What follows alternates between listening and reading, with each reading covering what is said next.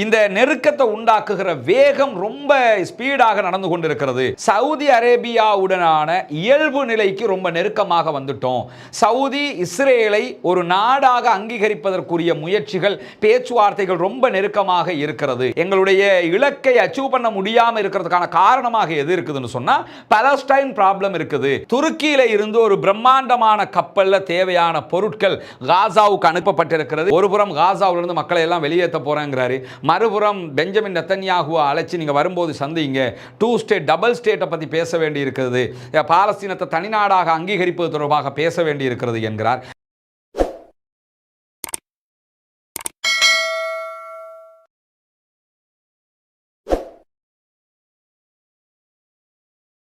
அஸ்ஸலாமு அலைக்கும் வரஹ்மத்துல்லாஹி வபரகாத்துஹு. அன்பிற்கினிய சகோதர சகோதரிகளை, நம் அனைவர் மீதும் ஏக இறைவனுடைய அமைதியும் கருணையும் உண்டாகட்டுமாக என்கிற உயரிய பிரார்த்தனைகளோடு இன்றைக்கும் காசாவிலே சீஸ்ஃபயர் ஏற்பட்டு 11வது நாளை அடைந்திருக்கக்கூடிய இந்த நிலையில் என்னவெல்லாம் நடக்கிறது காசாவிலும் பாலஸ்தீன பெருபூமியிலும் என்கிற செய்திகளைத்தான் நாம் பார்க்க இருக்கிறோம்.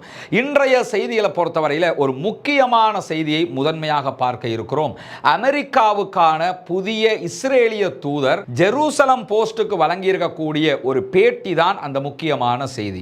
அவர் அதிலே தெரிவித்திருக்கக்கூடிய கருத்துக்கள் எல்லாம் காசாவினுடைய நிலையை ரொம்ப பிரதிபலிக்கக்கூடிய ஒரு கருத்துக்களாக மாறி இருக்கிறது. குறிப்பாக அமெரிக்காவுக்கான புதிய இஸ்ரேலிய தூதர் எச்சில் லீட்டர் அவர்கள் பேசும்போது, இவர் ஒரு ரப்பியும் கூட, மதகுருவும் கூட, ஆரம்ப நாட்களில் மத பிரச்சாரம் செய்தவராக இருக்கிறார். இப்படி பல ரோல்கள் இவருக்கு இருக்கிறது. சர்வதேச மட்டத்தில் ஒரு அறியப்பட்டவராக இருக்கிறார்.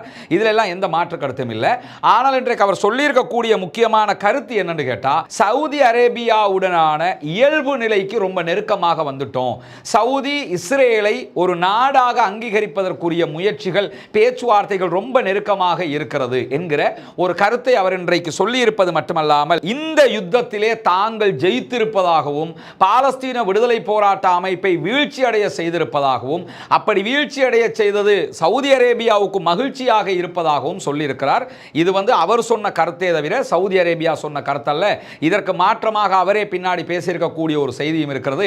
அதை வச்சு நம்ம சவுதியினுடைய ஸ்டாண்ட் என்னங்கிறத நம்ம முடிவெடுத்துடலாம். ரொம்ப ஈஸியாக அதை நம்ம புரிஞ்சுக்கலாம். இவர் சொல்லி இருக்கக்கூடிய கருத்தை தான் இந்த இடத்திலே நம்ம பதிவு செய்கிறோம். தொடர்ச்சியாக அவர் என்ன சொல்றாருன்னு கேட்டால், சிரியாவில் பஷர் அல் அசாதினுடைய வீழ்ச்சியும், இந்த யுத்தத்திலே லெபனானுக்கான தோல்வியும் இந்த மாதிரியான நெருக்கத்தை உண்டாக்குவதற்கான அடிப்படையாக அமைந்திருக்கிறது என்று சொல்லிவிட்டு என்ன சொல்றாருன்னு சொன்னா, எங்க முஸ்லிம் பிரதர்ஹுட் இல்லையோ, எங்க முஸ்லிம் பிரதர்ஹுட் டவுன் ஆகுதோ, அந்த இடத்துல எங்களுடைய வேலைகளை ஈஸியா செய்ய முடியுது என்று சொல்லி, அதற்கு உதாரணமாக அவர் என்ன சொல்றார் என்று சொன்னா, இதை எகிப்தில, சூடான்ல, டர்க்கில எல்லாம் நாங்க பார்த்திருக்கிறோம் அப்படின்னு சொல்லி சொல்றாரு. டர்க்கியை பொறுத்தவரையில இன்றைக்கு இருக்கிற டர்க்கியினுடைய அதிபராக இருக்கக்கூடிய அர்துகானை பொறுத்தவரையில இவர் இஸ்லாமிக் பிரதர்ஹுட் சகோதரத்துவ அமைப்பினுடைய பின்னணியை கொண்டவராக இருந்தாலும், பிற்பட்ட நாட்களில் அதில் இருந்து கொஞ்சம் ஒரு மிதவாத போக்குக்கு அவர் போயிருக்கிறார் என்பது எல்லோருக்கும் தெரிகிற விஷயம். இவர் சொல்வதும் அதற்கு ஈக்குவலானது. அதனால தான் துருக்கி இஸ்ரேலை அங்கீகரித்தது, அவர்களுடனான ராஜ்ய தொடர்புகளை எல்லாம் மேற்கொண்டது. அதே போன்று எகிப்தை சொல்லி இருக்கிறார். எகிப்தும் இதே போன்ற ஒரு நிலை எடுத்திருக்கிறது என்பது நமக்கு தெரியும். ஏற்கனவே முர்சி இருந்த நேரத்தில் அவர் பிரதர்ஹுடினுடைய கட்சியாலேயே ஆட்சிக்கு வந்தவர். பிற்பட்ட நாட்களில் முர்சி அதிபராக இருக்கிற போது அவருடைய ஆட்சியை கவிழ்த்து தான் அப்துல் ஃபத்தா சிசி ஆட்சியை பிடித்தார். அது மட்டுமல்லாமல் இறுதி வரைக்கும் முர்சி அவர்கள் சிறையிலே இருந்து மரணிக்க வேண்டிய ஒரு நிலையாக மாறியது. இப்படி முர்சியினுடைய நிலையும் பிரதர்ஹுடைய நிலையும் எகிப்திலே அஸ்தமனம் ஆகியதாக இன்றைக்கு சர்வதேசம் பேசிக் கொண்டிருக்கக்கூடிய நேரத்தில் சூடான்லையும் இதே நிலைதான் ஏற்பட்டது என்று சொல்லியிருக்கிறார். என்ன பொறுத்தவரையில் நான்காவதாக இவர் ஜோர்தானை சொல்லி இருக்கணும். ஜோர்தான்ல பிரதர்ஹுடினுடைய தாக்கம் பெரிய அளவில் இல்லை என்று சொன்னா கூட இவர்களுக்கு ரிலேட்டடான நாடுகளுடைய பெயர்களை தான் இவர் சொல்லி இருக்கிறாருங்கிறத நம்ம இங்க புரிஞ்சு கொள்ள முடிகிறது. எது எப்படி போனாலும் சவுதி அரேபியா பிரதர்ஹுடை தோற்கடித்தது என்பது அவர்களுடைய நவீன மயமாக்கலுக்கு உறுதுணையாக அமைந்திருக்கிறது என்கிற செய்தியையும் இன்றைக்கு அமெரிக்காவுக்கான இஸ்ரேலிய தூதர் சொல்லி இருப்பது மட்டுமல்லாமல், இந்த நெருக்கத்தை உண்டாக்குகிற வேகம் ரொம்ப ஸ்பீடாக நடந்து கொண்டிருக்கிறது. ரெண்டு நாடுகளும் தங்களை தாங்களே அங்கீகரித்துக் கொள்வதற்கான ஏற்பாடுகளை தொடர்ந்து நாங்கள் செஞ்சுக்கிட்டு இருக்கிறோம். கடந்த 30 ஆண்டுகளாக இஸ்ரேலும் சவுதியும் இவ்வளவு தூரம் நெருங்கியதே கிடையாது. அதை நினைச்சு பார்க்கும்போது அண்மை காலமாக நடந்த ஆப்ரகாம் உடன்படிக்கையாக இருந்தாலும் மற்ற உடன்படிக்கைகளாக இருந்தாலும் இவை அத்தனை அத்தனையும் இஸ்ரேலை ஒரு நாடாக அரபு நாடுகள் ஏற்றுக்கொள்ள தயாராகிவிட்டன என்பதை காட்டுகிறது என்கிறார். ஆபிரகாம் உடன்படிக்கையின் ஊடாகத்தான் பஹ்ரைன், UAE போன்ற நாடுகள் எல்லாம் இஸ்ரேலை ஒரு தனி நாடாக அங்கீகரித்திருக்கிறார்கள். சவுதி அரேபியா இன்னும் அங்கீகரிக்கவில்லை. சவுதி அரேபியா அங்கீகரித்தால் அனைத்து அரபு நாடுகளும் அங்கீகரிக்க ஆரம்பித்து விடுவார்கள். இதையெல்லாம் சொன்னவர் கடைசியாக என்ன சொல்றாருன்னு சொன்னா, நாங்க எவ்வளவு நெருக்கத்துக்கு வந்தாலும் எங்களுக்கு இடர்பாடாக எங்களுடைய இலக்கை அச்சீவ் பண்ண முடியாம இருக்கிறதுக்கான காரணமாக எது இருக்குதுன்னு சொன்னா பாலஸ்டைன் ப்ராப்ளம் இருக்குது. பாலஸ்தீன பிரச்சனையின் காரணமாக சவுதி அரேபியா எங்களை அங்கீகரிப்பதில் இழுத்தடிப்பு செய்து கொண்டிருக்கிறது. சவுதி அரேபியா வைக்கக்கூடிய பெரிய டிமாண்டே என்னன்னு சொன்னா, நாங்க உங்களை தனி நாடாக அங்கீகரிச்சுக்கிறோம், இஸ்ரேல் ஒரு நாடு என்பதை நாங்கள் ஏற்றுக்கொள்கிறோம், எங்களுடனான எல்லா ராஜ்ய தொடர்புகளையும் நாங்கள் வளர்ப்பதற்கு தயாராக இருக்கிறோம், உங்களோடு நட்பு பாராட்டுவதற்கு தயாராக இருக்கிறோம், அதில் எல்லாம் மாற்று கருத்தில்லை. ஆனால் 1967களுக்கு பிறகு இருக்கக்கூடிய பகுதிகளை பாலஸ்தீனம் என்று தனி நாடாக நீங்கள் அங்கீகரிக்க வேண்டும்.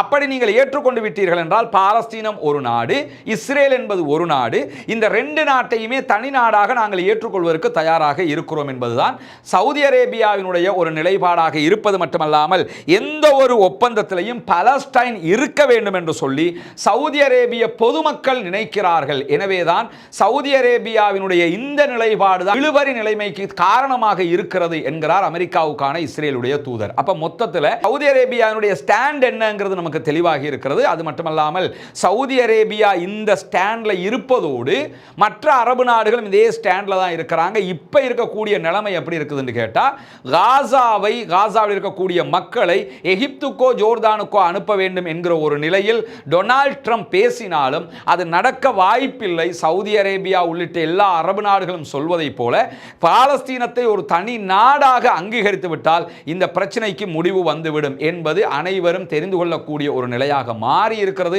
பொறுத்திருந்து பார்ப்போம் என்ன நடக்க போகிறது என்பதை.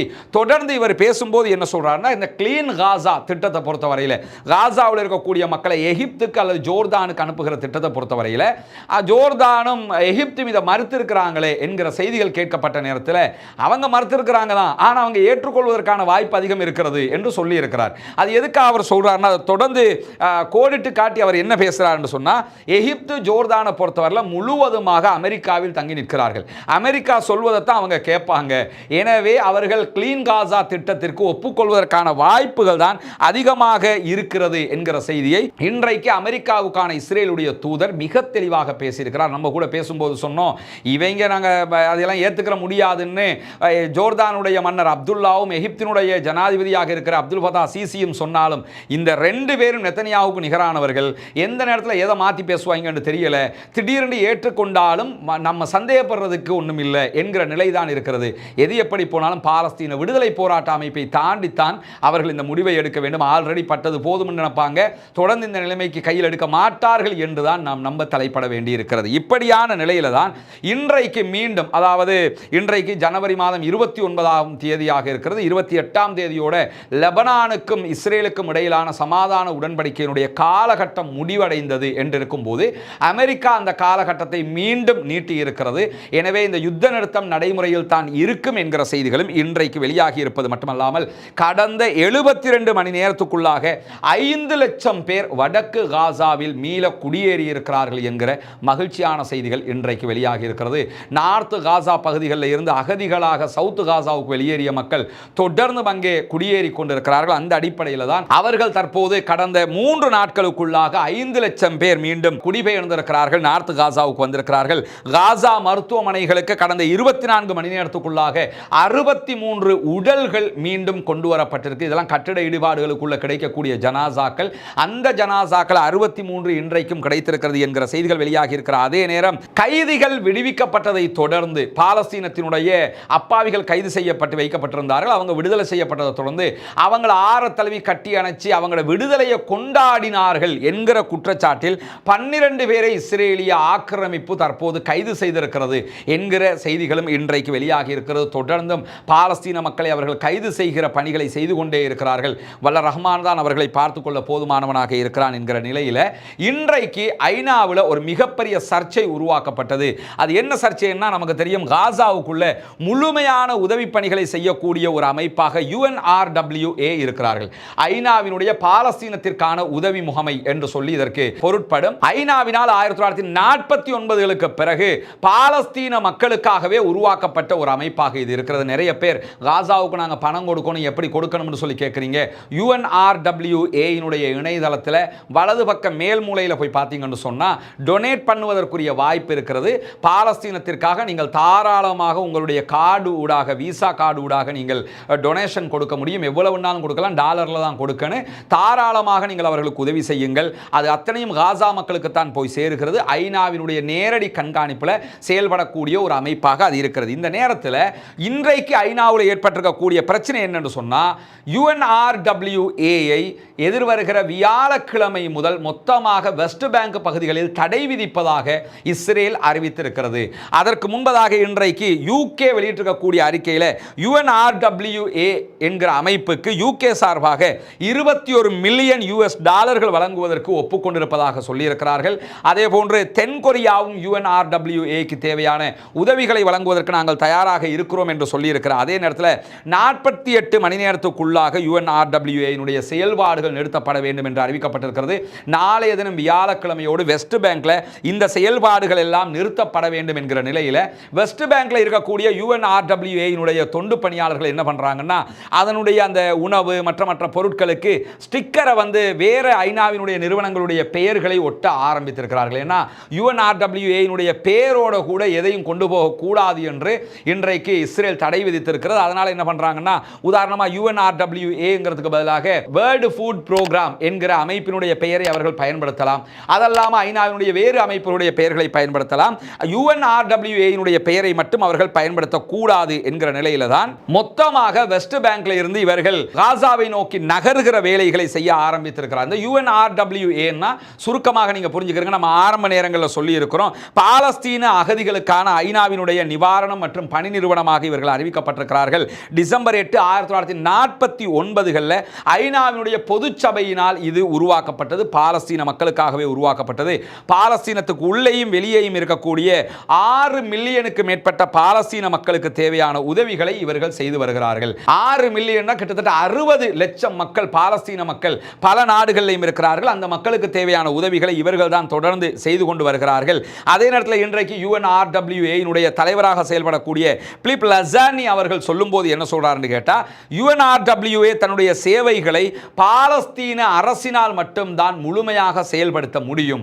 எனவே பாலஸ்தீன தனிநாடு என்பது இந்த நேரத்துக்கு மிக முக்கியமானது என்கிற செய்தியையும் அவர் சொல்லியிருப்பது மட்டுமல்லாமல், காசா அதே போன்று ஆக்கிரமிக்கப்பட்ட மேற்கு கரை வெஸ்ட் பேங்க் பகுதி, லெபனான், ஜோர்தான், சிரியா என்கிற இடங்களில் எல்லாம் பாலஸ்தீன மக்கள் வாழ்ந்து வருகிறார்கள்.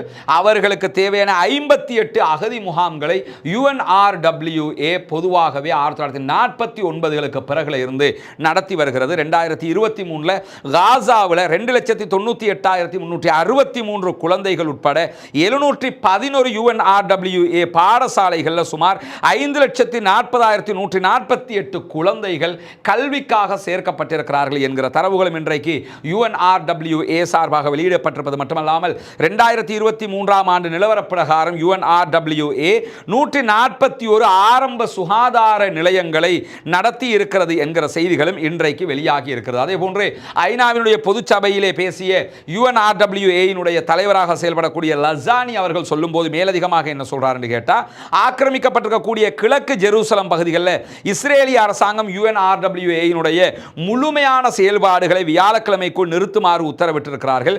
ஏஜென்சி மீதான இந்த அரசியல் தாக்குதல்கள் பாலஸ்தீன அகதிகளுடைய அந்தஸ்தை முழுமையாக இல்லாதொழிக்கக்கூடிய ஒரு செயல்பாடாக இருக்கிறது என்று மேலதிகமாக சொல்லக்கூடியவர் என்ன சொல்றாருன்னு கேட்டா, பாலஸ்தீன அகதிகளுக்கான சுயநிர்ணய உரிமையை மறுப்பது, அவர்களுடைய வரலாற்றையும் அடையாளத்தையும் அழிப்பதும் தான் இஸ்ரேலுடைய நோக்கமாக இருக்கிறது என்று கடுமையான ஒரு கண்டனத்தையும் இன்றைக்கு என்ன பண்ணியிருக்கிறார் என்று சொன்னா, ஐநாவினுடைய பொது சபையிலே UNRWA தலைவர் லசானி அவர்களே தெரிவித்திருக்கக்கூடிய காட்சிகளை நம்ம பார்க்க முடியும்.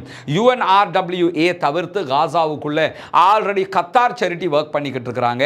அதே போன்று காசாவில் இருக்கக்கூடிய செம்பிறை சங்கத்தினர் அங்க வர்க் பண்ணி கொண்டிருக்கிறாங்க. இப்படி பல பேருமே அங்க வர்க் பண்ணி கொண்டிருக்கக்கூடிய ஒரு நிலையும் இருக்கிறது. எது எப்படி போனாலும் அந்த மக்களுக்கு வல்ல ரஹ்மான் அருள் புரிய போதுமானவன். காசாவுக்குள்ள UNRWA முழுமையான செயல்பாடுகளை தற்போது முன்னெடுத்து வரக்கூடிய நேரத்தில் இன்றைக்கு பேரன்பிற்கினிய சகோதர சகோதரிகளே, நமக்கெல்லாம் தெரியும், தொடர்ந்து பாடசாலை மாணவர்களுக்கான பாடசாலை உபகரணங்களை அன்பளிப்பு செய்வதற்கான உதவிகளை உங்களிடத்தில் நம்ம கேட்டு வர்றோம். அந்த அடிப்படையில் நீங்கள் தரக்கூடிய உதவிகளை வைத்து பாடசாலைகளுக்கு நம்ம முடிந்த உதவிகளை செய்து வருகிறோம். இன்றைக்கும் நம்மை தொடர்பு கொண்டு ஒரு 3 பாடசாலைகள் எங்களுக்கு முடியுமான உதவிகளை செய்யுங்க என்கிற கோரிக்கைகளை முன் வச்சிருக்கிறாங்க. நம்ம நீங்கள் தரக்கூடிய உதவிகளை கொண்டு தான் இவற்றையெல்லாம் செய்து கொண்டிருக்கிறோம் என்பது உங்களுக்கு தெரியும். சதக்கத்துல் ஜாரியாவான இந்த கல்விக்கான உதவியில் இணைந்து கொள்ளுங்கள். அல்லாஹு தாலா உங்களுக்கு நாளை மறுமையிலே நிரந்தர தர்மத்திற்குரிய நன்மைகளை தர போதுமானவனாக இருக்கிறான். முன்னால் தெரிகிற என்னுடைய தொலைபேசி மற்றும் வாட்ஸ்அப் இலக்கத்திற்கு தொடர்பு கொண்டு ஹாப்பி டு லேர்ன் என்கிற இந்த திட்டத்தில் இணைந்து கொள்ளுங்கள் சகோதரர்களே என்கிற கோரிக்கையும் இந்த இடத்திலே நான் விடுத்துக் கொள்கிறேன். துருக்கியில இருந்து ஒரு பிரம்மாண்டமான கப்பல்ல தேவையான பொருட்கள் காசாவுக்கு அனுப்பப்பட்டிருக்கிறது. இது எகிப்தினுடைய துறைமுகத்தை சற்று முன்னால் வந்து அடைந்திருக்கிறது என்கிற செய்திகள் வெளியாகி இருக்கக்கூடிய நேரத்தில் இதற்குள்ளாக 871 டன் மனிதாபிமான உதவிகள் இருப்பதாகவும் 300 மின் உற்பத்தி இயந்திரங்கள், அதாவது ஜெனரேட்டர்கள் 300 ஜெனரேட்டர்கள் இருப்பதாக சொல்லப்படுது. கரண்ட் எடுக்கிறதுக்காக அனுப்பி இருக்கிறாங்க. அதே போன்று மொபைல் கழிவறைகள், டாய்லெட்டுகள் 20 இருப்பதாக சொல்லப்படுகிறது. 10,460 கூடாரங்கள், தற்காலிக கூடாரங்கள் அனுப்பப்பட்டிருக்கிறது. 14,350 போர்வைகளும் அனுப்பப்பட்டிருக்கிறது என்கிற செய்திகளையும் துருக்கி இன்றைக்கு அறிவித்திருக்கக்கூடிய அதே நேரத்தில் ட்ரம்பினுடைய மத்திய கிழக்குக்கான தூதுவர் ஓரிரு நாட்களில் காசாவுக்கு செல்ல இருக்கிறார் என்கிற செய்திகள் வெளியாகி இருக்கிறது. கடந்த 3 தசாப்தங்களில் முதல் தடவையாக காசாவுக்கு செல்லக்கூடிய அமெரிக்க அதிபர் ஒருவருடைய தூதுவராக இவர்தான் இருக்க போகிறார். காசாவினுடைய நிலைமைகளை சென்று அவர் பார்வையிடப் போவதாக சொல்லப்பட்டிருக்கிறது. நெட்சாரிம் காரிடோர் வழியாக அவர் பல விவகாரங்களை பார்க்க இருப்பதாக சொல்லப்படுகிறது. நம்ம அடிக்கடி சொல்லக்கூடிய ஒரு விஷயம் தான், அந்த ட்ரம்பை வந்து அனுமானிக்க முடியாது. ஒருபுறம் காசாவிலிருந்து மக்களை எல்லாம் வெளியேற்ற போறேங்கிறாரு, மறுபுறம் பெஞ்சமின் நெத்தன்யாகுவை அழைச்சி நீங்க வரும்போது சந்திங்க, 2 ஸ்டேட் டபுள் ஸ்டேட்டை பற்றி பேச வேண்டி இருக்கிறது, பாலஸ்தீனத்தை தனிநாடாக அங்கீகரிப்பது தொடர்பாக பேச வேண்டி இருக்கிறது என்கிறார். மறுபுறமாக தன்னுடைய தூதரை அனுப்பி வைத்து காசாவில் என்ன நடக்குது மேற்பார்வை இடுங்க என்று சொல்றார். இப்படி அவரை வந்து ஒரு புரியாத புதிராகத்தான் அவர் இருக்கிறாருங்கிறது நமக்கு தெரியும். நினைச்சதை நினைச்ச நேரம் செய்யக்கூடிய ஒரு ஆளாக இருக்கிறது. எல்லாவற்றுக்கும் மேலாக வல்ல ரஹ்மான் போதுமானவன். என்னவெல்லாம் நடக்கிறது என்பதற்கு இன்றைக்கு நடைபெற்றிருக்கக்கூடிய முக்கியமான சம்பவங்களாக இவைதான் இருக்கிறது. நாளைய தினம் வியாழக்கிழமை இன்ஷா அல்லாஹ் மீண்டும் கைதிகள் பரிமாற்றம் தொடர இருக்கிறது. சனிக்கிழமை மீண்டும் கைதிகள் பரிமாற்றம் எல்லாம் தொடர இருக்கிறது. நம்மோடு இணைந்திருங்கள். ரஸ்மின் MISC நியூஸ் என்கிற இந்த சேனலை சப்ஸ்கிரைப் செய்யாத சகோதரர்கள் சப்ஸ்கிரைப் செய்து இணைந்து கொள்ளுங்கள். தொடர்ந்தும் உண்மை செய்திகளை உடனுக்குடன் அறிந்து கொள்வதற்கு ஆவலாக இருக்கக்கூடியவர்களுக்கு அந்த செய்திகள் உடனே உங்களை வந்து அடைந்துவிடும் இன்ஷா அல்லாஹ். நிறைய மேலதிகமான வீடியோக்களை எல்லாம் போட இருக்கிறோம். அந்த செய்திகளையும் உங்களுக்கு உடனுக்குடன் பார்த்து தெரிந்து கொள்ள முடியும். பாலஸ்தீனம் வெற்றி பெற வேண்டும், பாலஸ்தீனம் சுதந்திரம் அடைய வேண்டும், பாலஸ்தீன மக்களும் நம்மை போன்று நிம்மதியானவர்களாக வாழ வேண்டும் என்கிற உயரிய பிரார்த்தனைகளோடு முடித்துக் கொள்கிறேன். வாஹிர் தஅவானா அல்ஹம்துலில்லாஹி ரப்பில் ஆலமீன்.